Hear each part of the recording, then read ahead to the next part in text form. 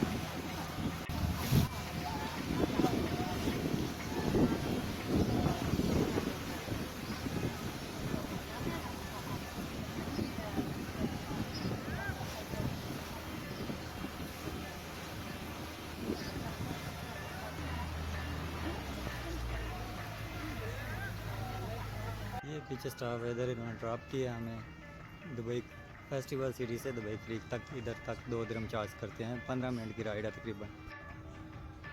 ये Dubai creek harbour वाली side का स्टाफ है जनाब।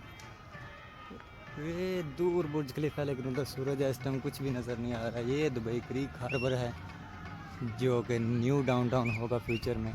तो ये